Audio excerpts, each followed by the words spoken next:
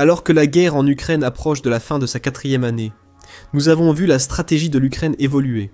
Au début de la guerre, l'Ukraine s'est concentrée sur la défense, la Russie attaquait, l'Ukraine défendait, et nous assistions parfois à des contre-attaques sur le territoire ukrainien. Aujourd'hui, tout est différent. L'Ukraine frappe la Russie en territoire russe avec des attaques inattendues pour Moscou. Beaucoup des frappes de l'Ukraine viennent désormais de l'ombre, et c'est exactement ce qui s'est passé avec la toute dernière attaque ukrainienne. Le serpent de fer de la Russie a été décapité après 2 frappes menées par des partisans ukrainiens qui ont dévasté la logistique russe. Nous vous emmenons d'abord à Yekaterinbourg, 4e plus grande ville de Russie et important centre culturel. Yekaterinbourg n'apparaît pas comme une cible évidente pour l'Ukraine. Bien sûr, si l'Ukraine devait suivre la stratégie de Poutine en lançant des frappes contre des centres de population civile, une ville comme Yekaterinbourg figurerait en haut de la liste. Mais cette ville russe, reconnue pour son architecture et son art urbain, cache de nombreux secrets militaires derrière sa beauté culturelle, bien qu'elle ne semble pas être une cible militaire évidente.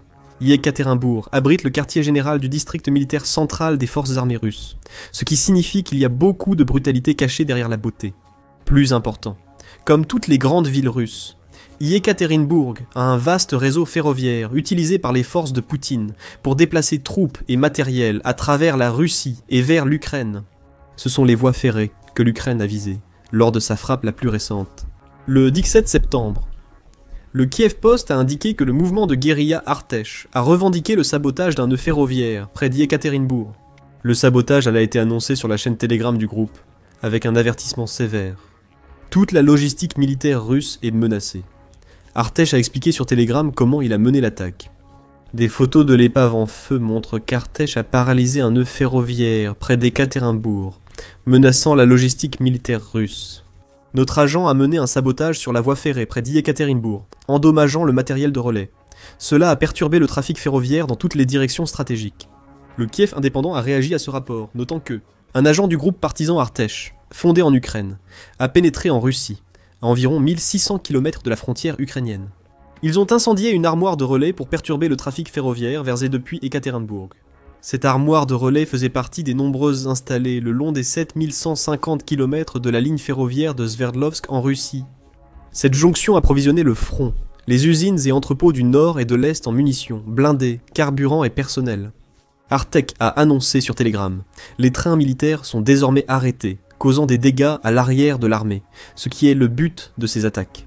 Les boîtiers de relais ne sont pas l'équipement le plus difficile à réparer, et la Russie remettra probablement le boîtier en service assez rapidement. Mais tant que ce boîtier est en flammes, les trains militaires russes ne peuvent pas accomplir les trajets prévus. Cela entraîne des retards. Ces retards peuvent empêcher l'équipement d'atteindre les soldats russes en Ukraine, avec 2 conséquences possibles. Les soldats russes doivent soit suspendre leurs attaques, offrant un répit aux Ukrainiens, soit attaquer malgré leur faiblesse, devenant alors des proies faciles pour l'Ukraine. Atec précise que le carrefour fait partie d'un réseau transportant composants et armes vers et depuis les entrepôts et usines militaires russes. Encore une fois, nous voyons les problèmes de retard refaire surface pour la Russie. Si une station de relais tombe en panne, les usines ne peuvent plus produire les armes nécessaires aux troupes russes en Ukraine. En plus de l'épuisement des stocks de munitions et de véhicules de blindés dû au ralentissement des trains qui transportent ces fournitures, le fait que les usines ne produisent pas de munitions et d'équipements entraîne encore plus de problèmes dans la chaîne d'approvisionnement par la suite. C'était une attaque très intelligente de la part d'Artesh, tellement intelligente qu'il s'agissait du 2e acte de ce genre, commis par le groupe partisan en quelques jours. Le 14 septembre, les agents d'Artesh ont agi de façon similaire dans le district d'Adiga-Kobliski, en Russie. Encore une fois, la cible était une station relais, que le groupe affirme être située près du village de Sadovoy, entre les gares ferroviaires de Sadovoy et Erkanchikar. Artesh n'a pas non plus hésité à proclamer le succès de cette attaque. Comme à Yekaterinbourg, le groupe a partagé sur Telegram photos et vidéos de ses actions. Artesh a aussi partagé les coordonnées de la frappe sur la station relais sur Telegram. Cette ligne de chemin de fer est utilisée pour transporter des munitions et du matériel militaire depuis les usines du Caucase du Nord vers la région de Rostov, puis vers le front en Ukraine. Le groupe a précisé quels approvisionnements ont été stoppés, littéralement grâce à la frappe. Le sabotage a perturbé le rail, retardant la livraison de munitions pour multiples launch rocket systems, la réparation de l'artillerie et le déploiement du personnel. Il y a évidemment un schéma ici. L'Ukraine cible la chaîne d'approvisionnement russe, parce qu'elle sait que plus cette chaîne s'affaiblit, plus les assauts de la Russie en Ukraine deviennent faibles. Cibler une ligne ferroviaire transportant artillerie et lance-roquettes multiples est pertinent, car la Russie s'en sert massivement contre l'Ukraine. C'était particulièrement le cas au début de la guerre, lorsque la Russie surpassait la capacité d'artillerie de l'Ukraine, avec un rapport impressionnant de 10 obus russes pour chaque obus tiré par l'Ukraine. Avec un avantage de 2 contre 1, l'artillerie russe est restée en février un outil précieux utilisé par Poutine pour raser plusieurs villes ukrainiennes. Priver la Russie de sa puissance de feu explosive avant qu'elle n'atteigne ses troupes et ses assauts s'affaiblissent à nouveau. Nous avons vu 2 frappes en 4 jours, menées par le même groupe partisan opérant désormais au cœur du territoire russe. La Russie ne pourrait sûrement pas nier ces frappes. Les preuves sont claires, les carcasses brûlées des boîtiers relais sont partagées sur la chaîne Telegram d'Artesh. Allez, si vous pensiez que la Russie allait reconnaître ses attaques, c'est que vous n'avez pas prêté attention à la façon dont fonctionne la machine de propagande russe. Comme souvent. Sauf si la Russie voit une frappe ukrainienne comme une chance de se poser en victime. La stratégie a été de toujours nier les récentes frappes sur le chemin de fer. Selon Sky News, la Russie a repris sa stratégie habituelle pour justifier les carcasses en flammes des sites frappés par l'Ukraine. Selon le média, Moscou officiel tente de minimiser le sabotage en expliquant les retards comme des pannes ou des accidents. Cependant, les rapports opérationnels, dans des centaines de discussions privées sur la logistique, les données sur les inspections massives, le contrôle routier et une augmentation des réparations sur des sites clés le confirment. Ce n'est pas un simple échec, mais un mouvement de résistance. La Russie ne cherche pas toujours à dissimuler les succès ukrainiens au monde. Et elle sait que l'Occident ne va pas se laisser berner par sa propagande lorsqu'il sera confronté aux preuves de ce qui s'est réellement passé. Elle tente cependant de cacher à son peuple les preuves des succès ukrainiens. C'est pourquoi le message des autorités russes à leur peuple est de ne faire confiance qu'aux sources officielles et de ne pas prêter attention à ce qu'ils pourraient lire ou entendre en ligne. La Russie a commencé à couper Internet, surtout lors du survol de drones ukrainiens, pour aider sa population à se conformer. La Russie affirme que ces coupures visent à soutenir sa défense aérienne, mais leur véritable raison sera différente. La Russie cherche à empêcher la diffusion en ligne des frappes ukrainiennes, surtout auprès de sa propre population. Ces coupures n'affectent pas des groupes comme Artesh. Ils peuvent prendre des photos et des vidéos, avant de se rendre à un endroit où ils peuvent se connecter à Telegram, et partager leurs preuves avec tout le monde. Cela n'empêche pas la Russie d'essayer de nier que les frappes aient jamais eu lieu. Mais c'est suffisant pour montrer à tous ceux qui regardent ce qui se passe réellement, lorsque des relais le long de certaines des lignes ferroviaires les plus importantes de la Russie partent en flammes. Ce ne sont pas des accidents, ce sont des frappes ukrainiennes réussies, et la situation empire encore pour la Russie. Artesh a été très occupé la semaine dernière, ces 2 frappes contre le réseau ferroviaire russe n'étant pas les seules actions du groupe partisan. Le 11 septembre, le Kiev Post a indiqué que des agents d'Artesh avaient aussi saboté l'usine Cheglovski-Val dans la région russe de Toula. L'attaque ciblait une usine russe produisant le système de défense Panzer-S et des prototypes de véhicules blindés nouvelle génération. Le média indique qu'Artesh a détruit une tour de communication sur le site, sans effet notable sur la production. Ce sabotage a montré à la Russie que l'Ukraine a des agents actifs sur tout son territoire. Et dans le communiqué publié sur Telegram annonçant la frappe, Artesh a déclaré quelque chose qui s'est révélé prophétique. Nous passons désormais à des actions plus actives, détruisant l'infrastructure de l'entreprise. Ce n'est qu'un début. Artesh disait vrai. Il a mené 2 autres frappes depuis le sabotage à Toula. La Russie va maintenant se demander quels sont les prochains plans du groupe et si elle peut les arrêter. Concentrons-nous un instant sur Artesh lui-même. Nos rapports sur les frappes ukrainiennes en Russie évoquent généralement les services de renseignement ou de sécurité ukrainiens, souvent impliqués dans leur planification et exécution. Ce n'est pas le cas avec Artesh.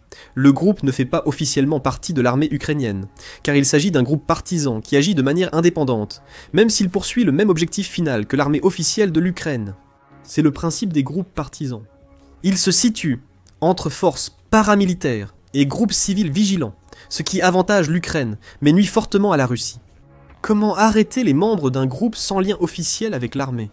Les partisans opèrent dans la clandestinité et à l'abri des regards indiscrets, travaillant souvent directement en territoire ennemi.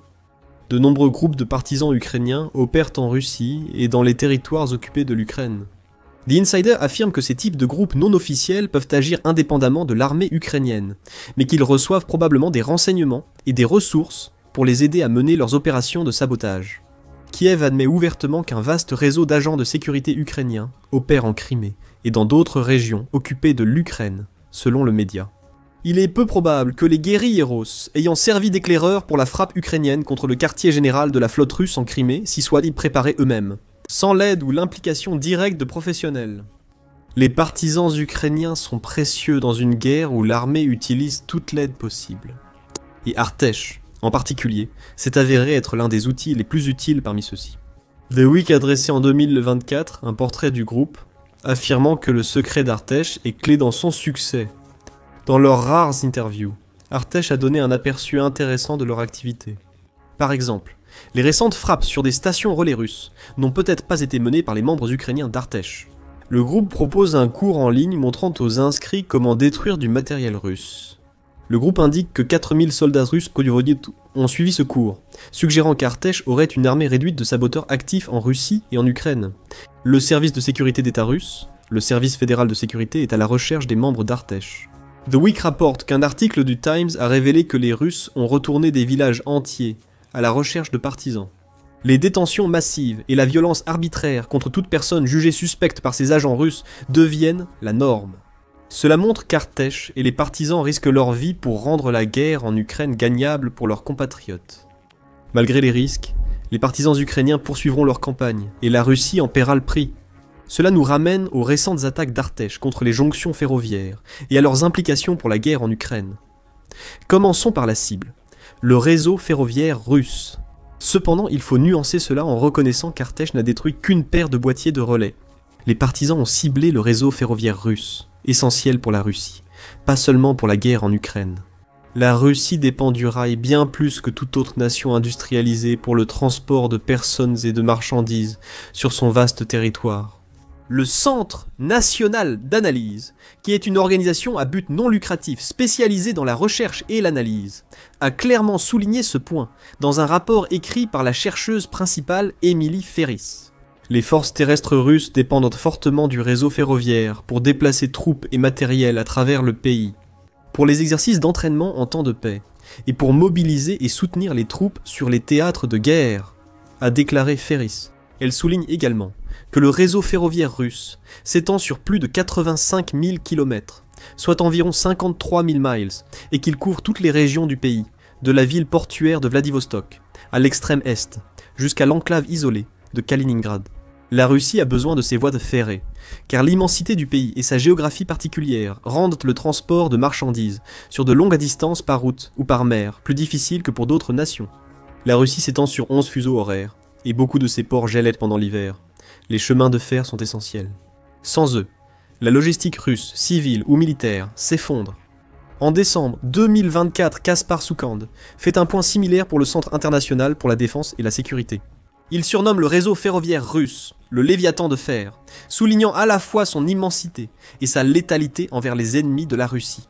Soukhan affirme que la Russie a beaucoup investi dans son réseau ferroviaire depuis le début de l'agression de Poutine en 2014. Consciente de la vulnérabilité d'un vaste réseau, comment en serait-il autrement? Aucun pays ne peut protéger chaque élément clé d'un réseau ferroviaire de plus de 80 000 km. L'Ukraine est bien consciente de cette vulnérabilité, et elle sait que paralyser le réseau ferroviaire russe pourrait être la clé pour démanteler toute la machine de guerre de Poutine. Certaines cibles ferroviaires russes sont plus précieuses. Defense News l'a révélé en septembre.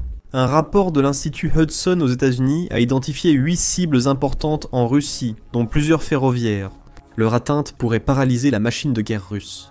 Bien qu'une frappe unique contre l'une de ces cibles ne constituerait pas en soi un coup décisif, cumulativement, une attaque soutenue contre plusieurs d'entre elles pourrait endommager de manière significative l'infrastructure militaire russe et compliquer son agression continue, selon l'Institut Hudson. Ces cibles incluent un canal reliant la mer Caspienne à la mer Noire, une usine de drones, un pont reliant la Russie à la Crimée occupée, ainsi que 3 autres, reliant la Crimée occupée à l'oblast de Kherson occupée. L'Institut dit que l'Ukraine devrait viser ces infrastructures. Le groupe Artesh n'a frappé aucune de ces cibles majeures, faute de capacité. Mais même en attaquant des éléments relativement mineurs de l'infrastructure ferroviaire de la Russie. Le groupe prouve à la Russie que l'Ukraine connaît la vulnérabilité du réseau ferroviaire russe et sait l'exploiter de façon inattendue. L'Ukraine avait déjà attaqué le réseau ferroviaire russe plusieurs fois auparavant. Comme le souligne New Sky, l'attaque près d'Ekaterinbourg n'est plus un incident isolé. En septembre, des partisans ont fait exploser des relais près de Rostov, en Karachay-Tcherkessy, à Kostroma et sur le Transsibérien. Aucune de ces attaques n'est suffisante pour mettre hors service un réseau ferroviaire entier de la taille de celui que la Russie exploite. Mais ces frappes provoquent des retards, souvent de plusieurs jours. Cela peut entraîner toutes sortes de conséquences, allant des pénuries de carburant aux perturbations parmi les forces russes sur les lignes de front en Ukraine. New Sky précise que ces soldats de première ligne reçoivent 80% de leurs approvisionnements via le réseau ferroviaire russe. Encore une fois, cela souligne à quel point le rail est essentiel pour la machine militaire russe. Un retard sur une branche du réseau ferroviaire russe affecte les livraisons presque partout. La Russie doit constamment adapter ses plans à la volée, peut-être même rediriger des fournitures destinées à un endroit vers un autre, au lieu de s'assurer que les deux endroits soient correctement approvisionnés. Tout l'enjeu est de retirer le contrôle à la Russie. Si la Russie ne contrôle pas l'acheminement de troupes et de matériel vers l'Ukraine, elle ne maîtrise pas non plus la force de ses assauts. L'Ukraine en profite en lançant des contre-offensives contre les troupes russes, en attente de ravitaillement ou en éliminant celles contraintes d'attaquer sans l'équipement nécessaire. La Russie affronte désormais une guerre de guérilla, un concept familier pour Poutine. Les guérilleros ukrainiens agissent dans de nombreuses villes et régions occupées par la Russie. Il sait désormais que le groupe Artesh, et peut-être d'autres, opèrent en Russie. Il retourne les soldats de Poutine contre lui et cible les artères vitales du système russe qui maintiennent le pays en mouvement. Si les rails tombent, la Russie suit. Actuellement, Poutine, le service fédéral de sécurité et l'armée russe semblent impuissants face aux attaques ukrainiennes sur le réseau ferroviaire. La Russie cherche comment réagir aux attaques ukrainiennes sur son réseau ferroviaire, tout en faisant face à un autre problème majeur en Ukraine.